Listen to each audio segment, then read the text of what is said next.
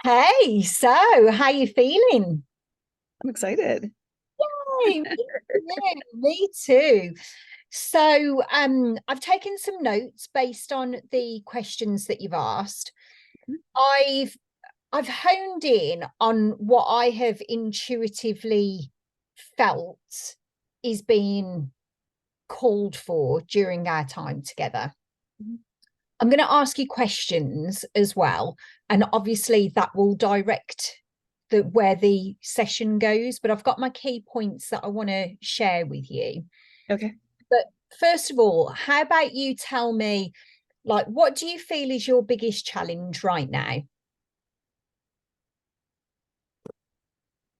Um, Action, I think. Yeah. Just the vulnerability, um, of putting myself out there and being able to have, my nervous system activated and being Mm, able to get back to process that and get back to calm, I think.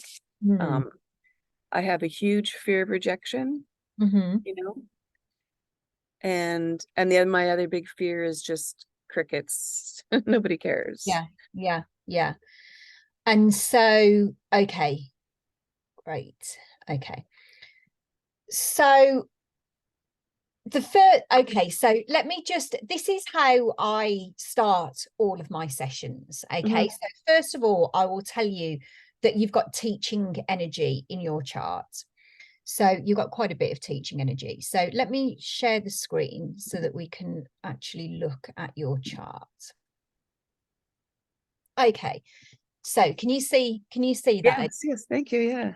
Okay, beautiful. So when we think of teaching, it's not just like being a teacher in a school or a university. This is educating people. This is sharing information, transmitting information. So this is with the head and the ajna, because it's projected, doesn't get to the throat. This Mhm. means that you're here to share what you know with others, but as you know, being a projector and this being the head and the ajna being projected because it doesn't get to the throat, Mhm. it's when other people ask you to share. So this isn't Mhm. just sharing willy-nilly. This is sharing when asked. So there's teaching here, the 28 gate 28 gate 11. They've also got teaching in there, and then with the head and the ajna being connected, being defined, we can look at this as counselor, therapist, coach. Mhm. Okay? Mhm. Again, because it's that, sharing what you know, um, and working with people in that way. Okay, Yeah. so that's the first thing. The And that second, resonates with me very much so. yeah, great. And so then the second thing is you've got the gate 19. And so the gate 19 typically is like an animal channel. And so one of the questions that you asked is there anything to do with working with animals in my chart? And so Mhm. gate 19 shows us that. It's this intuitive sense of the 19 is intuitively knowing what people need, or it's to do with the emotions as well. It's that intuitive sensing. And so this 19 lends itself to being an animal communicator. Mhm. And also it's really supportive for you to be in nature, having a pet maybe. Do you have any pets? Not right now, but I have had cats and dogs. Yeah. Yeah. And working with animals. Mhm. So Mhm. with that open spleen as well, open emotional solar plexus as well, which is, very empathic. Um, there is now, of course, this isn't to say that everybody who's got gate 19 has to work with animals. It just Right. means that there is the energy there for you to do that. So as the energy is there, and you said that one of your secret dreams is to work with horses, how does that land with you? I feel like it's telling me something I already know, like sometimes you just want some confirmation. Um because I do see things I do work with horses. I've taken trainings, like energy healing trainings, and then I just forget about it. Like I Mm, put it on the back burner. And it's weird how I just forget about it when it feels like my greatest yearning. Like I have two. I feel like, I mean, I love the coaching and all the teaching, like all that stuff. And then I have that, and I don't know. I don't know why I don't lean into it a little bit more. mm.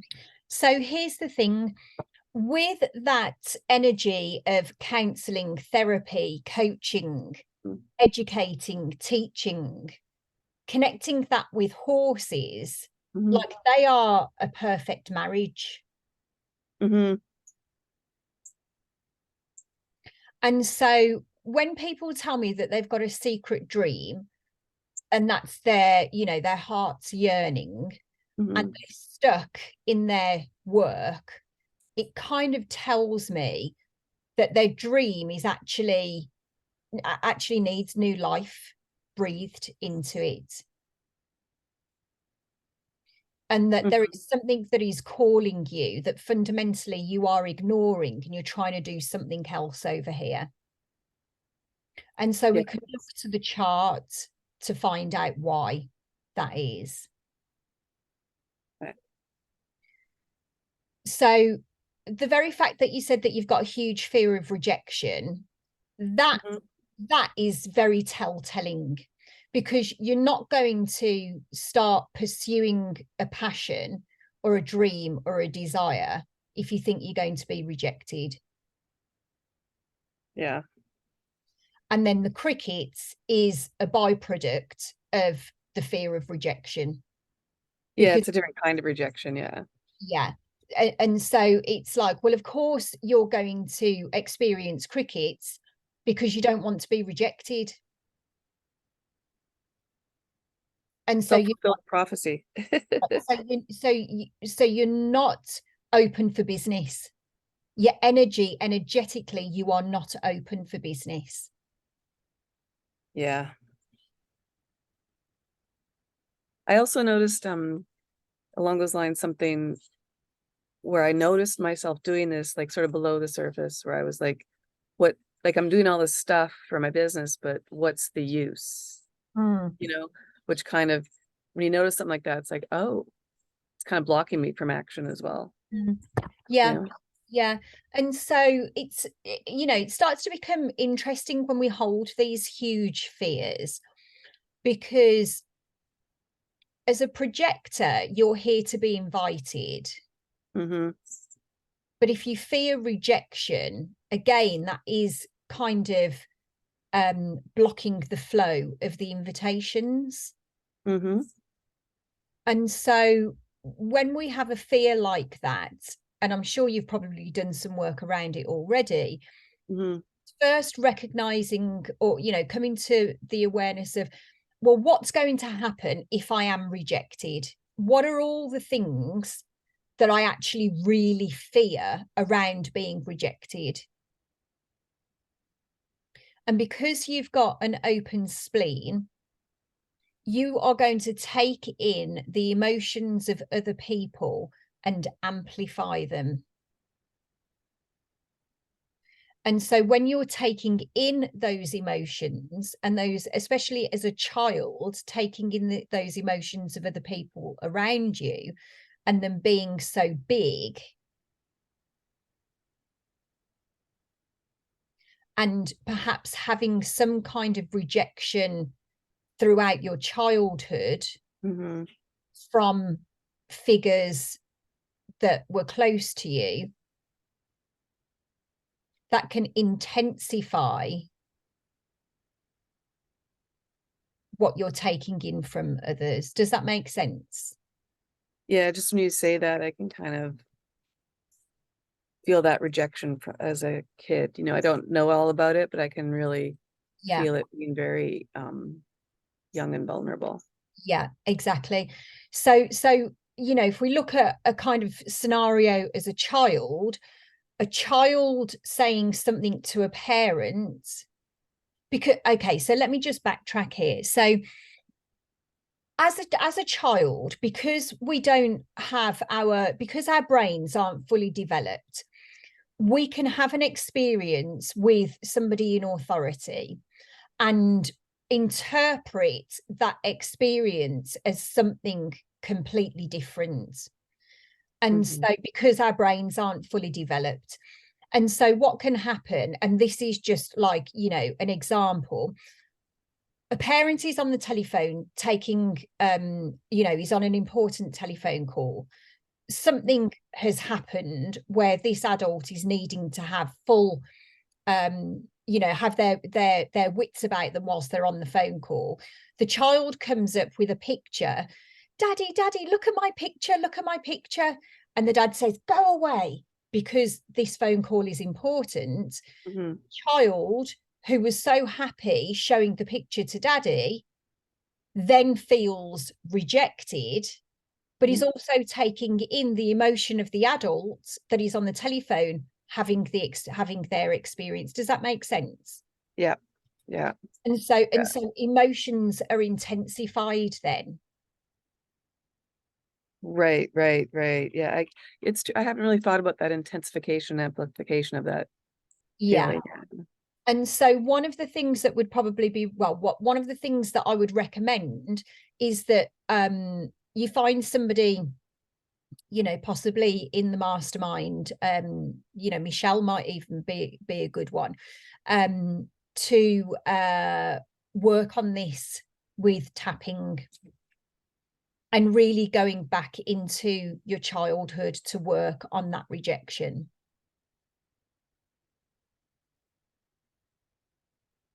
Right, good, okay. Because it's such a huge fear, like Mm-hmm. trying to just feel the fear and do it anyway can work in some respects. But because you've actually said you're actually feeling that rejection from childhood, what Mm-hmm. happens is that rejection, we will always have the experiences come back to us to prove that we are here to be rejected. Yeah, And right. and so what happens is that compounds as we continue to grow up, it compounds. And so then by the time you get to our age, where we've had all of these experiences of rejection, it's not just one rejection, it's 100 rejections.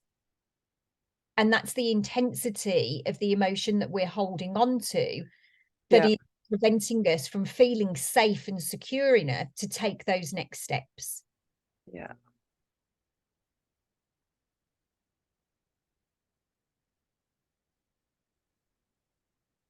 Ooh, I really feel all that. Yeah. And just like you saying that about, it's 100 rejections, it's so true, Yeah. and it just kind of becomes this self-fulfilling prophecy at a certain point, right? It just has taken on a life of its own. Yeah, exactly. And Mm-hmm. so it's like this one rejection here has gone from a molehill to a mountain. Yeah, and you know what? Sometimes I feel like my rejection, like what I've kind of, it's not the only thing, but my mom never accepting that I wasn't an extrovert like her, that I was quiet and sensitive Mm-hmm. and shy and feeling like there's something wrong with me. And then that shame that comes up, right? Because, and then just carrying that shame and then always trying to be somebody else. Yeah, This isn't right. This is not, this is not approved. yeah, So there's a lot exactly. from that too. Yeah. Yeah, exactly.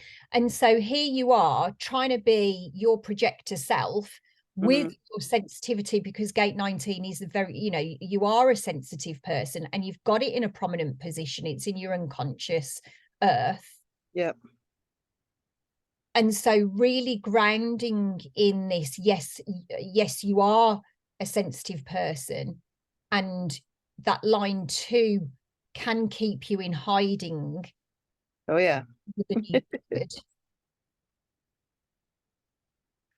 Yeah, hiding is one of my and problems. and then really holding back from being in your 4 line, because you've got quite a few line 4s in your charts. Mm-hmm. Yeah, and I always feel like I don't relate to my line 4. I mean, different interpretations of it I do, but I'm not the networker. I'm not, like I'm not like that word just triggers me.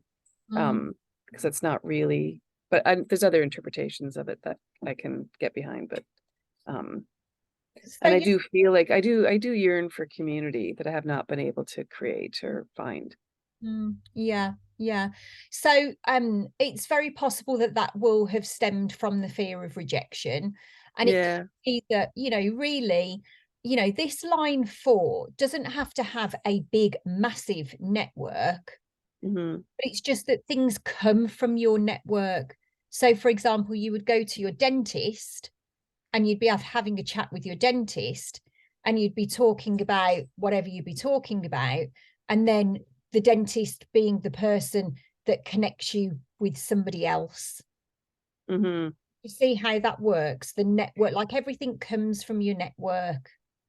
Yeah. Yeah. And I guess I have not experienced that in my business, but I Yeah. can see how that works, but I can see how I'm getting in the way of it. Mm. But yeah, it's yeah, you know what, I didn't really connect like working on that fear of rejection with that. Um, but yeah, that's interesting for me to really maybe hone in on that. Yeah. Yeah.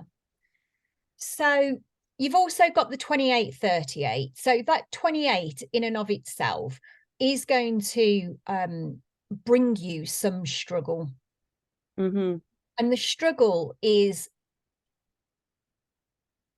where other people probably breeze through doing a certain thing, and then you try to do it and it doesn't work. And Hmm. there's the bitterness that comes up from something not working, and all the frustration and everything that comes up from seeing Yeah. other people do something that you want to do and it hasn't worked for you, and things just generally being a struggle. And that's where recognizing that struggle, when you look at it from a quantum human design perspective, it's adventure and challenge. And it's really recognizing that, yes, of course, we want things to be easy because we do.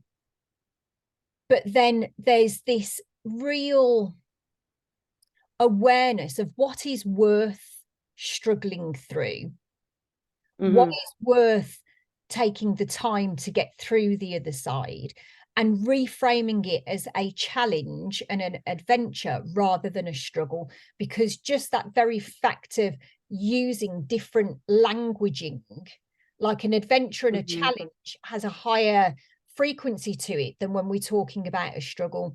But the thing is, life is a series of moments that aren't easy, but that we overcome. Yeah. And it's that, if we look at, let's say, for example, an Olympic athlete, the Olympic athlete knows, I want to win whatever it is that they are training in. I Hmm. I want to win. I want to be a winner. So waking up at 4 o'clock in the morning is not easy. It's a struggle at times, but I do it because I want the end goal. Yeah. I eat the way that I do. I train the way that I do. It's not easy, but it's what they're prepared to do to get the end result.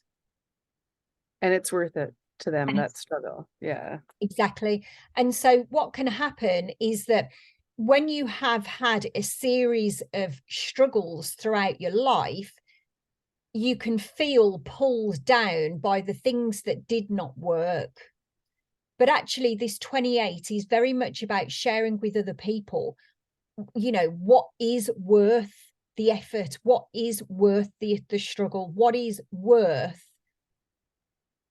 your time and energy, and being able to share that with others, That's interesting.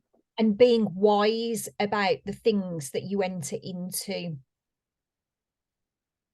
and really using your strategy and authority to guide you as to what is, what is worth the struggle, what is the next step, using your strategy and authority to guide you to the next right step, and not Right. doing everything, not having to try everything on, because you don't have to try everything on. It's not about doing everything. It's about Mm-hmm. the next right step for you. Yeah. Yeah, right. And so that has gives me some clarity, like that feeling of, like you said, strategy and authority, and then is it worth the effort? Is You it know? worth the challenge? Is it worth the adventure? Do I want to have Yeah. this adventure? And really feeling whether you're getting excited about it or not, or feeling like, yeah, okay, if I'm an Olympic athlete, is this what I want to do? Is it worth Yeah. it? Is this adventure worth it? Yeah. And obviously, you're not going to ask yourself yes and no questions, because you're not because you're a projector, you're not a generator. But what I would encourage you to do as a projector is to have some people that you can soundboard with. And obviously in our group we've got that, but Yep. also, really, if you can use your husband or other people. Are you married? Sorry, I think you're married, Yep. aren't Yep. you? Yeah. Yeah. Or other people that you can just soundboard with, where you just talk out your thoughts and your ideas, so that you start getting that clarity through the soundboarding.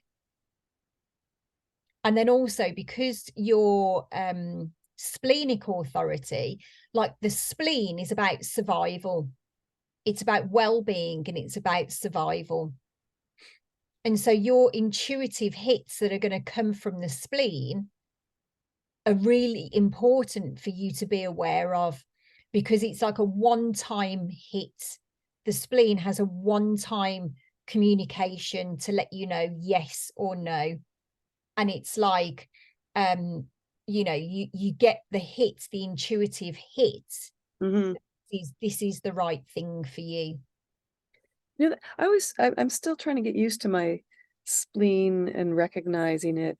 And I know I've had huge hits in my life, like for example, um, one time my husband and I were out for a hike. This is going back maybe 10 years. And we finished the hike and we came out, and there was a truck with a trailer, and on the side it said, "In the company of horses." And I just stopped in my tracks. A whole like electricity went through my body, and I was like, what is this? And so I remember I took a picture of it so I could remember it. Then I Googled it, and then I went and met with the woman. But like that was a really big one. And I've had a few of those in my life, but I'm still exploring or trying to feel like the more, not every day or every week or every month hits, right? I'm still trying to understand those. So I do feel I've felt some big ones, but like you said, it's so subtle. I'm like, is this Yeah, it? yeah, exactly. And the hard thing is, for you, is because you've got so much definition in your head, that Hmm. that spleen can give you that hit, and then the head comes in to cancel it out. Yeah, yeah, So, 100%. Yeah, and so it's, what can then happen is that your head is just on the constant cancelling out of what is yeah, coming through the spleen. yeah.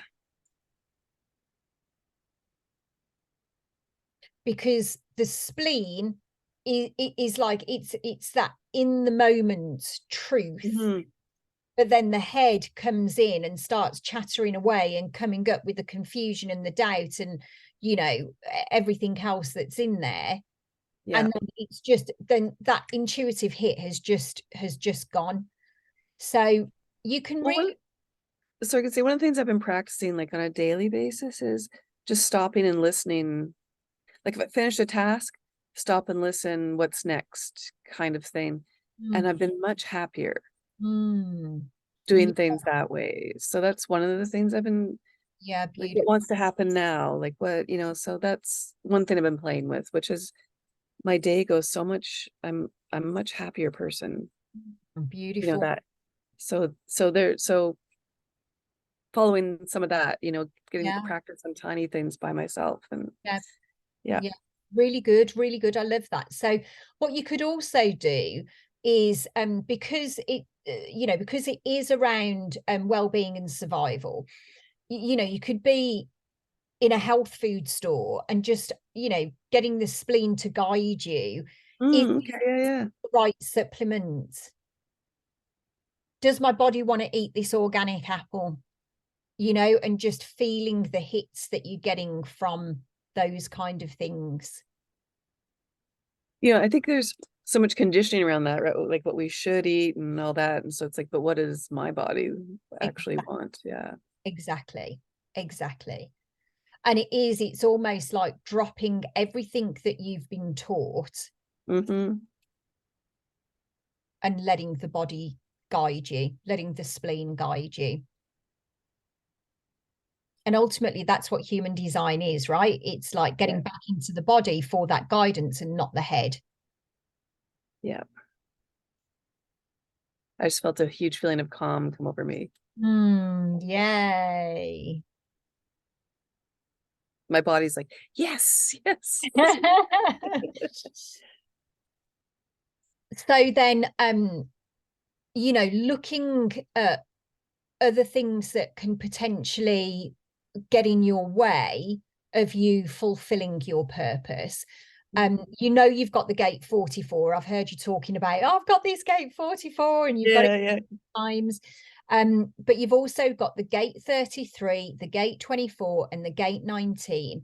And they are gates that really hold on to the past. And they're Mm. also gates that, you really that we call them let it go gates.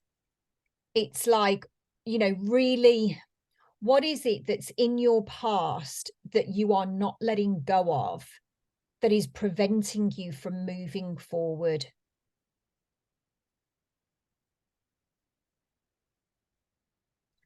And the fact that you've already spoken about you being like, this sensitive, introverted child, and your mom being an extrovert, and you not feeling like you could be yourself, you're going to carry a lot of conditioning around that.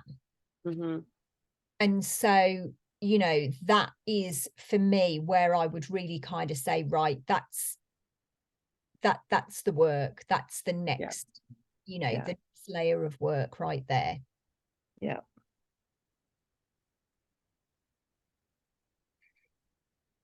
So if Being we okay with it, honoring it, think of it as my superpower versus my Achilles heel kind of thing. Yeah.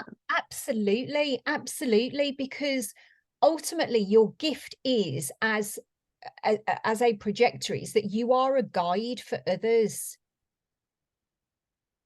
You are here to guide others to fulfilling their potential. Like, you can see potential in others. And I dare say that you can really see the potential of using horses when working with others. Mm-hmm. And you are this wise guide that is here to direct others in a, teaching, counseling, therapy, coaching capacity. You know what I experimented with? This is probably going back a year and a half now, was I just the coaching community I'm in, I did some calls, and it was helping people with their animals who needed some energy work. Mm-hmm. So I did some distance energy on them. But the interesting part was coaching the people around their animals. Yeah. Because one woman was mad because her dog kept peeing on the floor. Mm. And so we worked on her anger, and she saw how she was creating this and how, and that kind of thing. So Yeah, there is yeah, a way to blend it absolutely. with animals, and so I think sometimes it's that whole thing, people think it's their animal's fault. And then when you do a little bit of unraveling, it's like, oh crap, I've Yeah, been scaring her, and that's why she's peeing on the floor, you yeah, know? yeah, yeah, exactly. Absolutely. Anyway, so Absolutely. it was just a little experiment I did, and I did, once again, I forgot about it. It's not Mm, like I actively decided not to do it. mm. I just got all wrapped up in all this, and it's like, oh yeah, I started doing that, and I didn't really follow up as much as I wanted to. Anyway, but yeah, there's something there. Yeah, absolutely, definitely. So if we look at, we're going to look at the 64 and the Mhm. 63 4. So let's look at the 63 a moment, because this is the one, this is the gate that really conjures up self-doubt in the low expression. So in quantum human design, it's called the gate of curiosity. Mhm. And in traditional human design, it's called the gate of doubt. So anything that comes from the head is not designed to give, the head is not designed to give you answers, but the head gates are designed to question. They're designed to question, but the head isn't designed to answer those questions. The questions are fulfilled in the material world. And so it's really getting used to allowing the head to answer the questions, allowing the head to dream, because the three gates, you've got two out of the three gates in the head, and they're all dreaming gates. Like Mhm. this is like, dreaming of possibilities and potentials and ideas. The head is about inspiration and ideas. And so the 63, if we look at it from the low perspective, this Mhm. is doubt, that's become self-doubt. This Mhm. is inadequacy, it's struggling for certainty. But actually, what this whole channel is really about is, what are the potentials? What it's about, like this channel is about experimentation. It's about um taking possibilities and really looking at whether they are, whether they can be carried out. It's like, like a scientific experiment. Yeah. It's like this experimentation, and you don't know whether the experiment, what results the experiment is going to yield. But Mhm. it's like, looking at, your ideas with curiosity, and looking at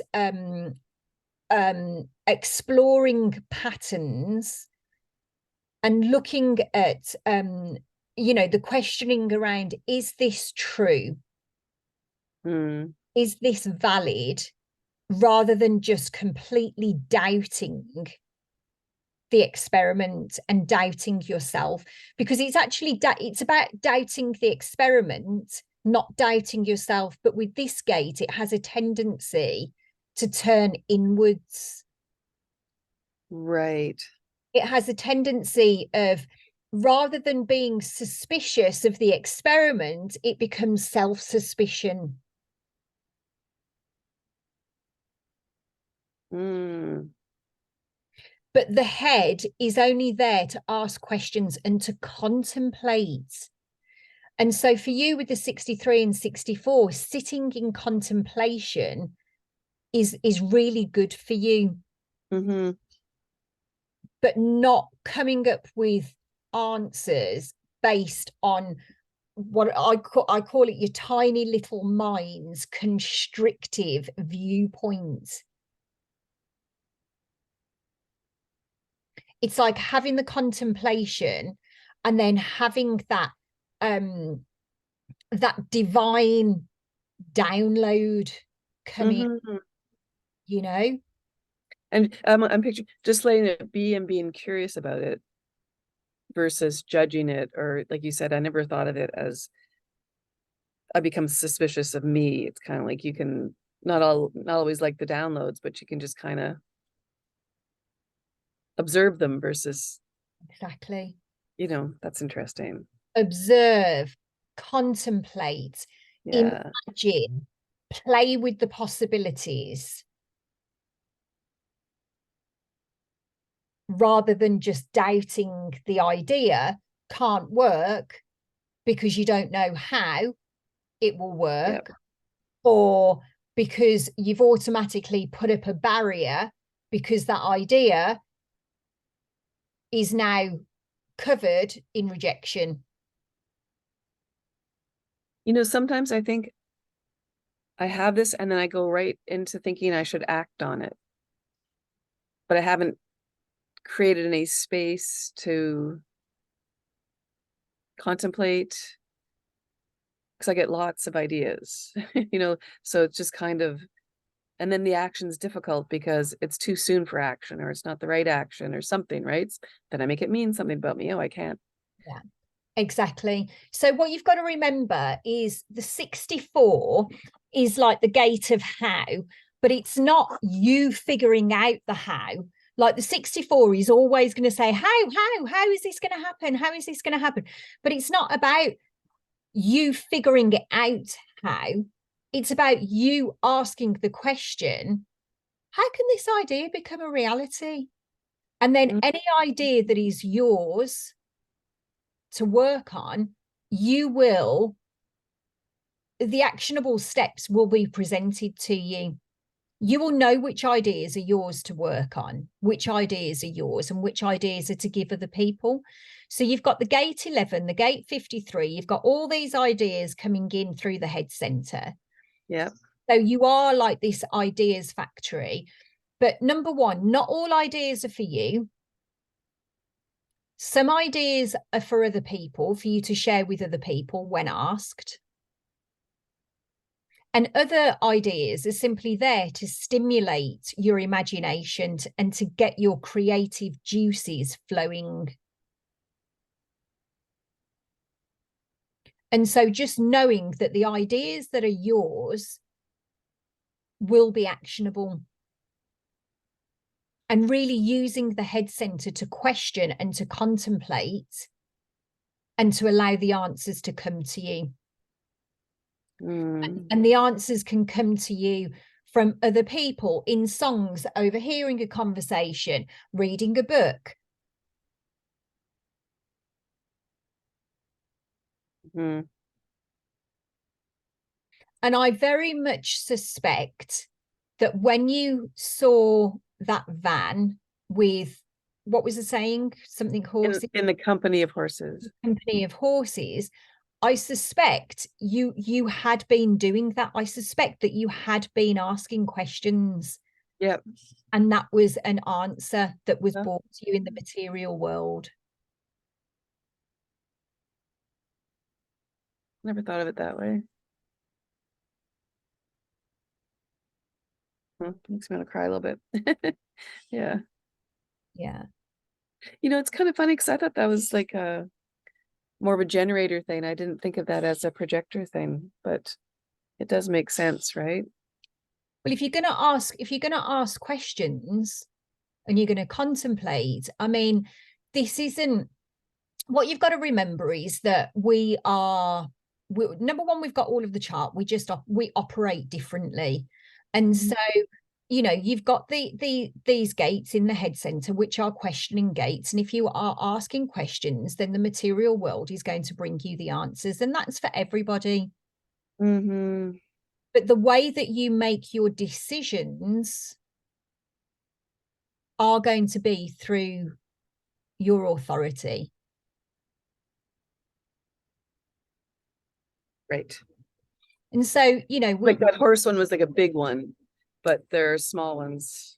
Well, and that's like, your spleen will have been going, do you know what I mean? Like, do you know what I mean?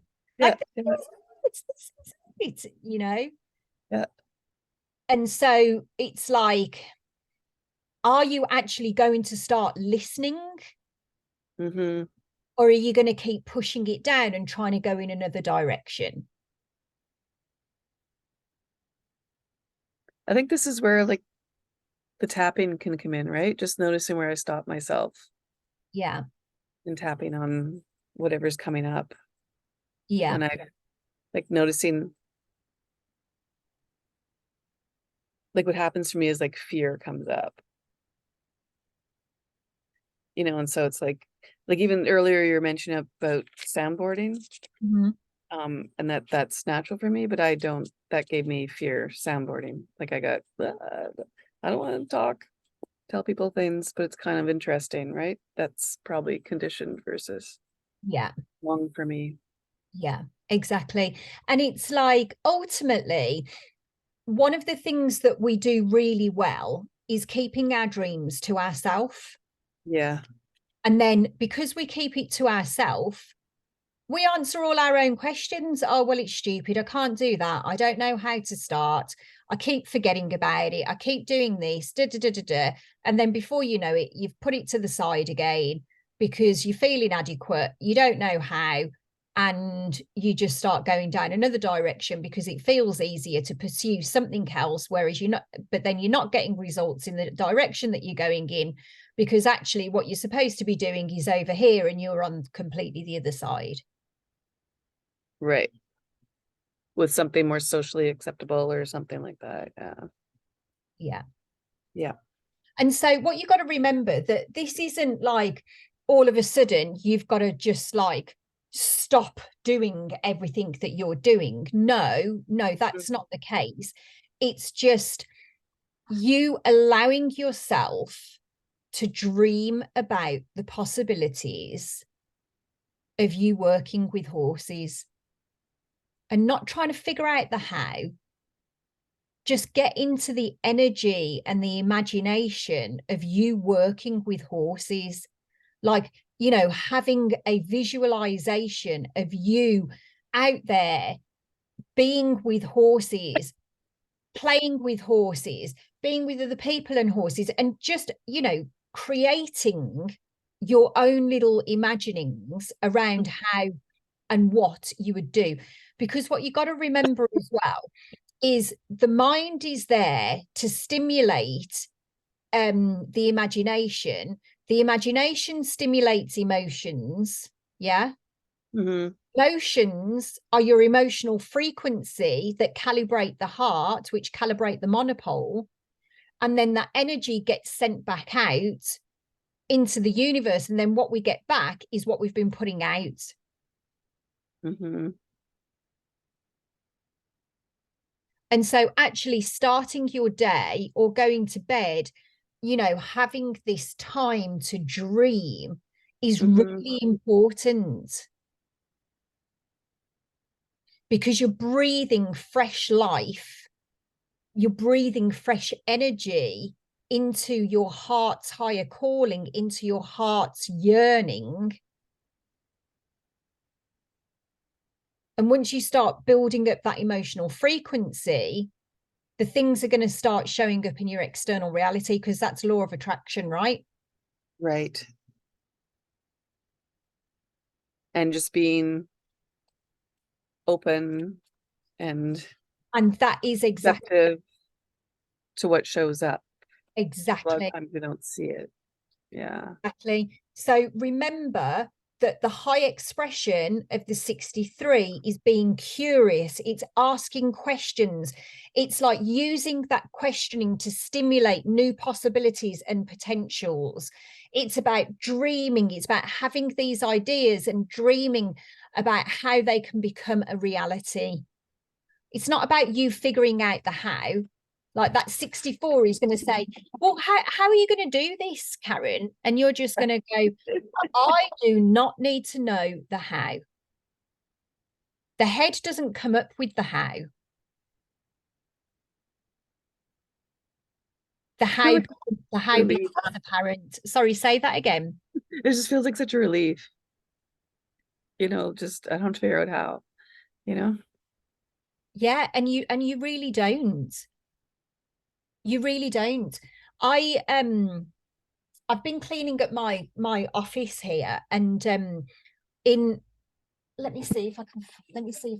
So on the 1st of May this year, I wrote down, I'd been reading a book called The Magic of Money Alchemy. And it says in there to write a magical money manifestation check. And you can buy her checks off, you know, her pre-made checks. But I just wrote it on a piece of paper. And so I put to Natasha Black, £10,400 immediately, please. I put it down, put it with a couple of my things up here, and I forgot about it. I've literally forgot that I wrote that. A month, because I've just found it underneath all my books. A month later, so it was around my birthday time. Yeah. Something had happened where I got not a parking fine. I got a fine for not paying to be in. I needed to pay for like a clean air. I was supposed to pay to go through Bristol for their clean air policy or whatever. I didn't realise, got a £60 fine. It came the day before my birthday. I was freaking out. Why do they, you know, why is this money keep going out? Like, because that's how it seemed, like no money was coming in, like, you know, what's going on? And then I went to the supermarket and I sat in my car and I was like, £10,000. £10,000 is coming to me. And I just completely got into this energy. So this was like, you know, mid-June. Yeah. And I just completely got into this energy not long afterwards. And didn't make the connection to all of this, by the way, because obviously hindsight and all of that. Yeah. And then I saw a post in a friends group about you know, doing the sales, about doing this, about looking for somebody to do the sales. My sales was like, oh yeah, okay, let's see where this goes. And from like the end of July to the end of August, I made $14,800. Do you know what I mean? And so like, and I've been paid it all. And so this is how it works. It's like, I didn't have to figure out the how. If I would have tried figuring out the how of all of that happening, I could never have got to me doing this sales job. My mind would never have got me down that route. I would never have gone down that route. I would never have gone looking for a sales job. I would never have done that. Right. Do you see how it works? Definitely. And it's interesting to connect that all to human design too, right? Just the strategy, and it all just kind of makes sense, and it feels, of course, this is how it works in a way. Of course. And it's also making sure that you're not cutting off the energy once you've asked for what you want. Because what happens is you ask for what you want, and then the mind comes in and cuts off the energy. It can't materialize when you've cut off the energy. So for you, when you feel like that mind coming in, what do you do? So I've got a defined head and ajna, the Mm-hmm. same as you. And so I know that my head can get really fixed and not open, but I have become so disbelieving of my own thoughts. Yes, yes. Because like my mind will come up and will say something to me and I'll go, where the hell did that come from? Yeah. Where did that actually come from? Like, I don't think I remember asking for that thought. Yes. I didn't ask for that thought. And so rather than cutting off the energy, I will say, well, that's not true. And I've still got my focus on the goal. Yeah. So, you know, the goal is still there. Thank you very much. But that's not a belief that I'm going to continue thinking, because once you start going into the like the mind that's come up and you start thinking, you start going in the opposite direction. Yep. And so you don't want to go in the opposite direction. You want to keep going with the flow of energy towards where you're headed.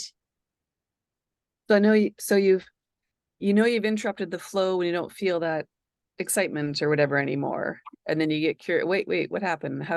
What happened what thought did I have Yeah, that exactly. broke this flow? Yeah. Yeah. like being so conscious of the thoughts that are coming in and Mm, changing the thoughts to what yeah, you want instead, to what you yeah, want to see instead, to what you want to have happen instead, but being completely open to it, how it happens. yeah, Because you don't want to limit yourself. You don't want to limit yourself and say, well, I want exactly this and that's it. It's like, no, it's this or something better. And if yeah. this This or something. Yeah. This or and something better like that. and if this isn't for me, then guide me to what is for me. I like that one. Yeah, because it's funny, you can get very fixed on an idea, like something, right, and not have that, because that's the head najna, right? Like They you get really, very fixed, and it's like you're like, that's what I'm doing. Yeah. yeah, exactly. Exactly. And so for you, the 63-4 in quantum human design, it's called the channel of potentiality. Mm-hmm. But in traditional human design, it's the channel of logic. And that's where the logic tries to come in from the hits that you're getting from the spleen. Mm-hmm. Because the spleen doesn't know logic. The spleen is like in the moment, survival, well-being. This is it, you know, Mm-hmm. this is how you're going to stay alive. This is what you've got to do on your path.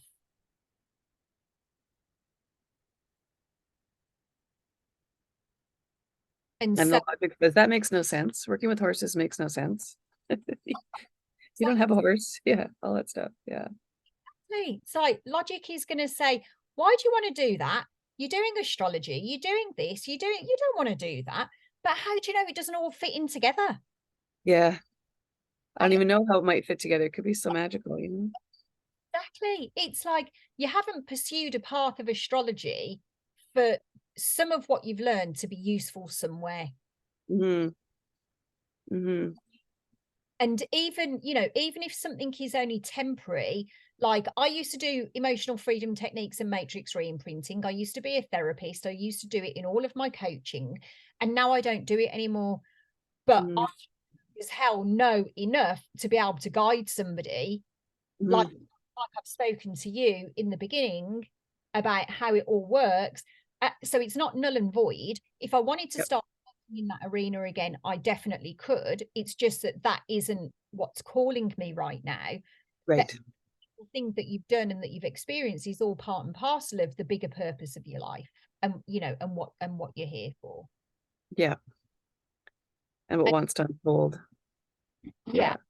and so like that gate 24, which is the gate of divine transference, in the low expression it's confusion, and Mm-hmm. confusion comes in when the big ideas for you come in and you can't quite explain them properly, or you receive an idea and it's that, well, you know, overwhelm comes in because you don't know the how, or you shut down the dreaming part of you because you don't know the how, because it seems too big.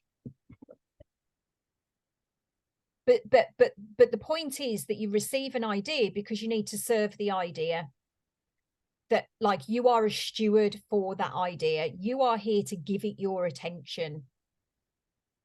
And it, like I said before, if the idea is yours, then the rest, as long as you trust that the ideas that are yours, you will be able to work with them, everything is going to show up for you to be able to make them a reality. But if you don't trust, how is an idea going to come to reality? It can't. And so you'll forever be in that state of having ideas and nothing materializing because Yes, that's very much me. On to the next idea. I'm never at a, never have a lack of ideas, but I have a lot of unfinished projects. And that's one of the reasons why I'm so focused right now. I need to keep on this track and see what shows up and not start all over with a new idea. That's one of my defense mechanisms. Yeah. And so that divine transference, the idea is going to come in, the confusion will be there because you won't know how to move forward with it. But it is kind of like, you know, confusion, and then it lands, like the epiphany lands, Right. it comes in. But that's because you've been nurturing the idea with the possibility thinking and the imagination and the contemplating and the dreaming. Nurturing the idea, that's great. And then back to the 63-4, like this is, like I was saying, it's the experimental questioning. Like this isn't turning doubt and suspicion inward onto yourself. Yeah. It isn't about having a closed mind. This isn't about being fixed on an idea, that's like being fixed on one idea so much that you can't explore other ideas. Yeah. Like this You know, I is, think go on, sorry. I was going to say, and that's, I think, where contemplation, like just giving myself the space and time for contemplation, Yeah, is just a nice idea, you know, and kind of building that in. You know, we always think work is just like on your laptop, you know, or something, but it's like that's part of my work, is just spending a little bit of time contemplating, whether it's going for a walk or doing some art or something like that, to give yeah. space for contemplation or just meditating or something. Yeah. Exactly. That's exactly it. Because as a projector, you're not here to keep doing anyway. Mm-hmm. You're just not. You've got a route, defined route, where you're going to pulse being off. You've got like you're aligned to, which is you need alone time to integrate. You've got the 10-20 channel, which is also an integration channel. And so for you, like time, you know, being in that space of that contemplation, like that's the integration piece there, right there. Yeah. Yeah. Yeah. I can feel myself, like even those little pauses I'm taking during the day is a little bit of integration. What just happened? What was I think, you know, and that does, when you call it integration, it's like, yeah, I think there's so many times when I just get an idea and I leap, or I, you know, I don't spend any time integrating or contemplating.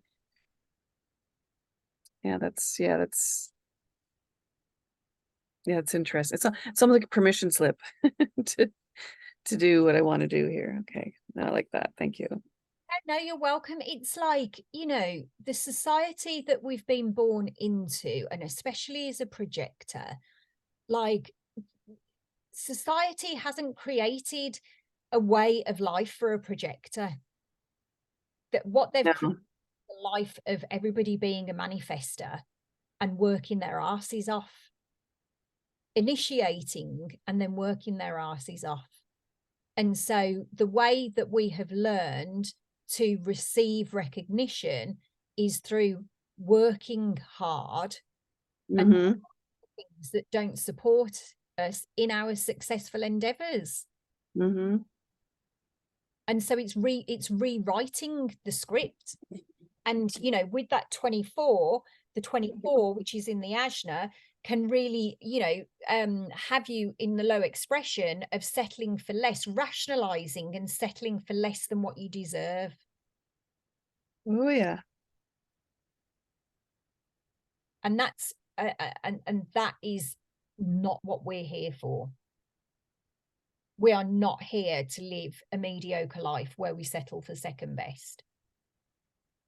Well, others are doing their thing, right? And then it's not for me. It's not, that's where I think a lot of the stuff, it's like with my 2838, it's like I see people doing things and it's easy for them. And then I think there's a lot of conditioning around, well, that's not, success is not for me.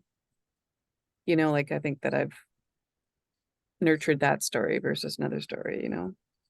And here's the thing, success is for everyone. Yeah. But the way that you achieve the success is not the same for everyone. And you've got to remember that the story that you tell yourself, story that you sell yourself on.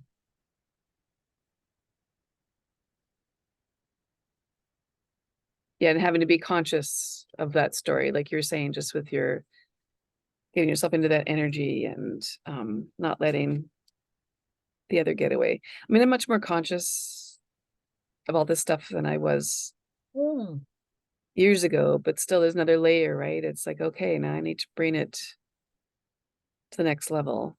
Yeah, exactly. And it always is bringing it to that next level. And look, you're 55 in your Chiron, which is all about faith. Faith and abundance and being supported by the divine. And really leaning into that 55 energy of faith. Yeah. The positive expression of that. Yeah. So I've covered everything that I wanted to cover today. Tell me a couple of questions. Sure, absolutely, go ahead. My two questions about my chart. One is being triple split and what that might mean. And then I also had a question like my 1020. Like that's my only connection to my throat. Is that, and the 10 is self-love. Is there anything about that, about how I, like, should I be using that channel consciously? I don't know, does that make any sense?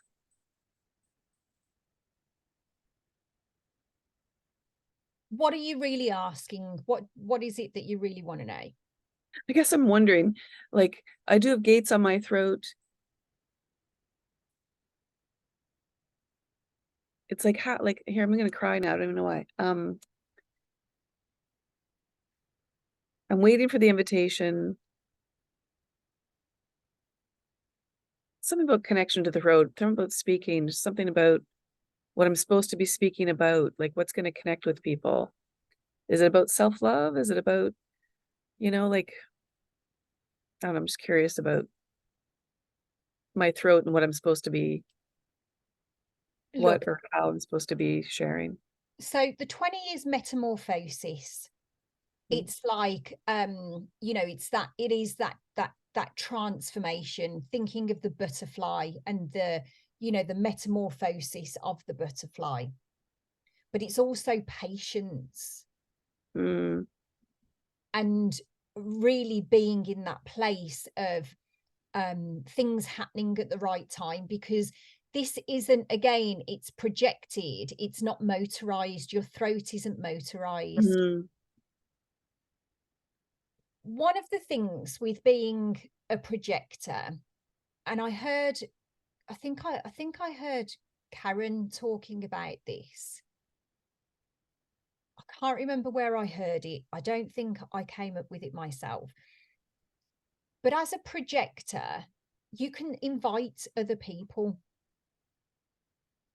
And it's that energy of you inviting other people, not just waiting to be invited. I've been learning a lot from Megs on how she, like, just watching her in some of our calls, how she, you just, I have some information on that. Would you like to hear about it? Like that kind of, Yeah. I've been learning, she's talked about that. And also I watch her in action. And it's like, oh, okay. Yeah. And so, a projector isn't there to just be passive and be laid back.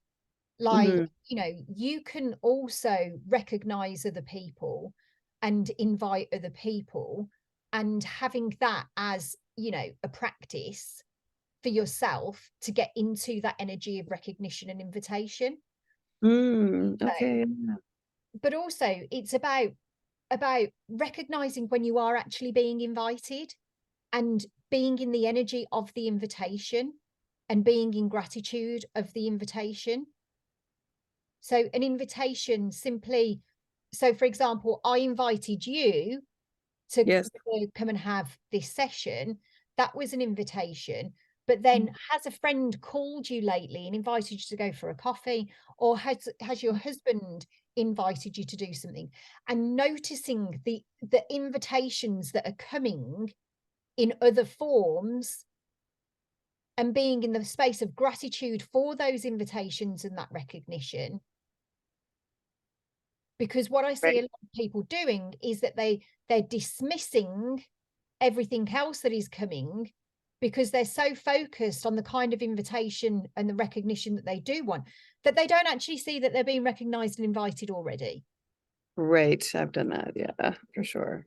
And also really recognizing when the invitation isn't the right invitation. Oh, I've been invited and it's not right. It's not the right invitation for me, but I was invited and Yes. I knew that it wasn't the right invitation. I'm Yes. so grateful for being invited.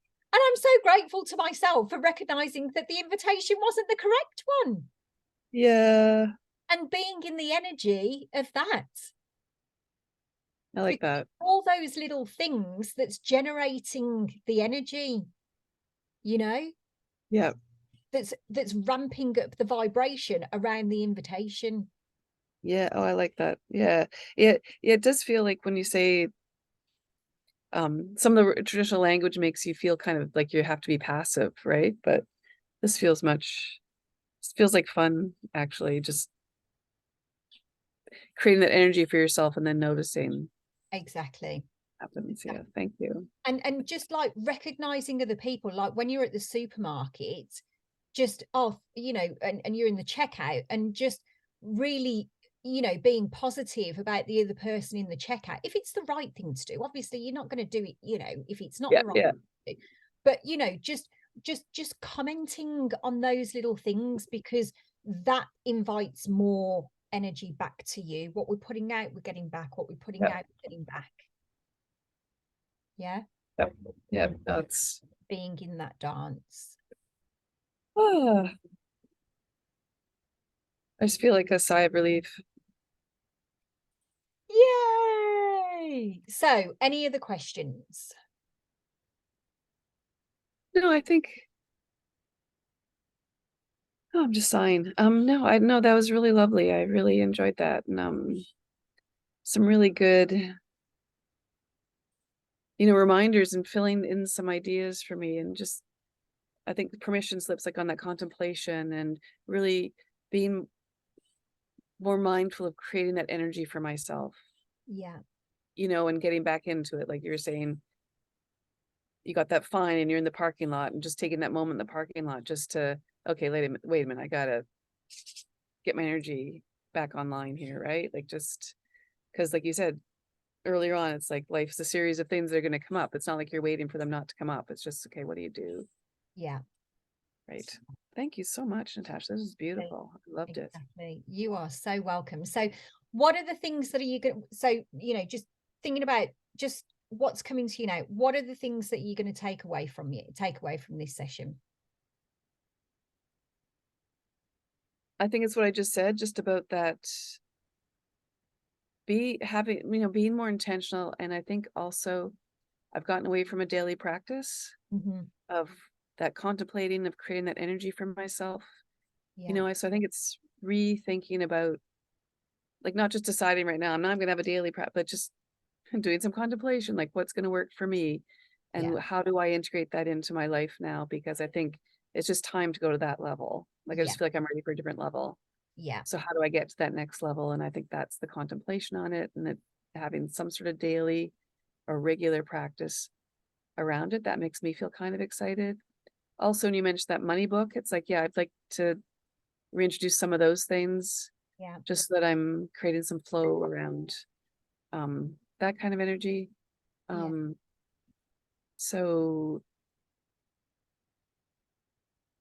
yeah, I think that's, and then also I do think it's bringing into the fold this animal stuff too, right? It's kind of been off here, but maybe it's not separate, but it's being curious about how it might integrate and how it might, like you're saying, I don't have to throw everything else away and begin this. It's just like, doesn't have to be off on the side here. It can be within. Yeah. And so I think that's the other thing I want to do, is just, Yeah. that makes me feel excited. It feels nice. Yeah. And even what's coming to me as you say that is even organizing to go and spend some time with some horses yourself. Yeah, and I usually go once a week on my volunteering. Mm-hmm. And I did sign up for another energy healing thing in October, just to kind of kickstart myself around it. Mm-hmm. So yeah, so I think I'm on the right track. I'm just not letting it unfold. Yeah. Yeah. So when you're with the horses next time, Yeah.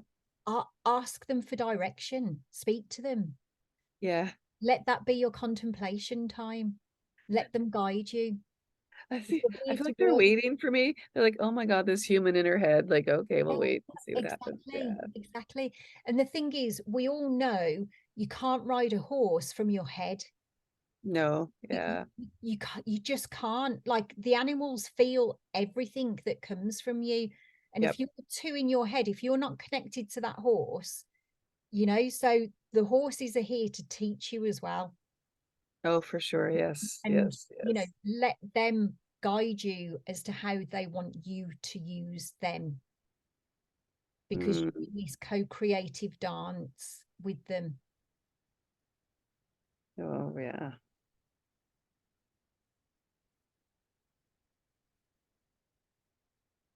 And that kind of connects to the ideas aren't in my head, right? And the collaboration with Yeah, the horses. yeah, I love that. Thank you so much. yeah. You're so welcome. And your own journey with horses as well, because that's going to be part of what you will share. Mm-hmm. How has your connection with the horses supported you and guided you? And if we look down here quickly um at your incarnation cross, to explore, learn, and teach about the power and importance of narrative and story to set the tone and direction for life, to help others see patterns in stories that may be causing them to rationalize and settle for less than what they deserve in their relationships, to use your natural sensitivity and intuition to be aware of where others may be rationalizing and settling for less than what they want. I mean, this is all that you're going to do for yourself Mm-hmm. first, and is part of what you are here to teach on as well. Yeah. Feels good. Yeah, and really just allowing yourself to be you, going in the direction that you are being called to go into.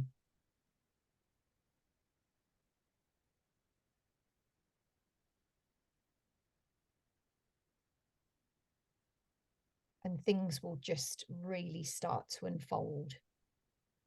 Mm-hmm. Beautiful. So I will send Thank you. Oh, you're so welcome. So I will send you the recording. Yes.